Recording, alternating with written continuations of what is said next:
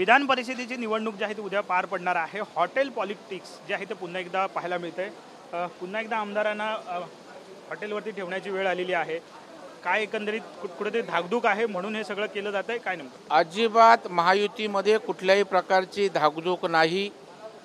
हॉटेलवर यापूर्वी जेव्हा जेव्हा अशा प्रकारच्या निवडणुका झाल्या त्यावेळेला सगळ्या पक्षाच्या त्या ठिकाणच्या आमदारांना ठेवण्यात आलेलं आहे।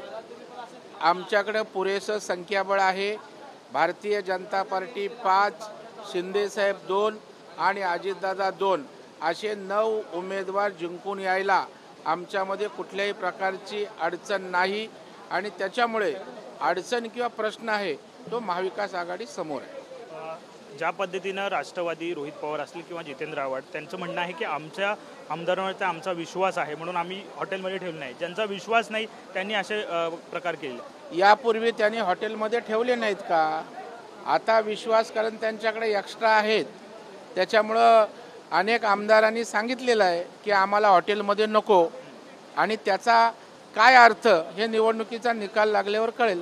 सभापती पदाची निवडणूक सुद्धा होण्याची शक्यता बोलली जाते। एकीकडे भाजप दावा करते तर दुसरीकडे राष्ट्रवादीने सुद्धा दावा या पदावरती केला अशी माहिती मिळते। नाही, माहिती मला माहीत नाही आपल्याला कुठून मिळाली, पण अशा प्रकारची कुठली गोष्ट चालू असल्याचं मला त्या ठिकाणी कल्पना नाही, निदर्शनच नाही। शेवटचा प्रश्न, विधानसभेची तयारी भाजप मोठ्या प्रमाणात करते। भाजप 160 ते 170 जागावरती दावा करते अशीही चर्चा एक समोर आलेली आहे। भाजप जास्तीत जास्त जागा निश्चितच लढणार आहे।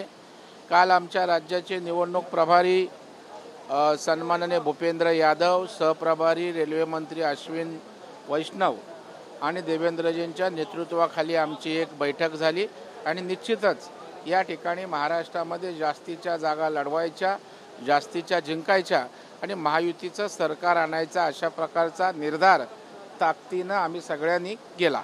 धन्यवाद। साहजिकच आहे, प्रवीण दरेकर आपल्यासोबत होते। त्यांनी म्हटलेलं आहे की महायुतीने जास्तीत जास्त जागा विधानसभेमध्ये जिंकण्याचा निर्धार जो आहे तो केलेला आहे आणि यामध्ये भाजप अधिक जागा घेईल असं प्रवीण दरेकर म्हणतात। कॅमेरामन प्रेम म्हात्रेसोबत विनायक डावरू, TV9 मराठी, मुंबई।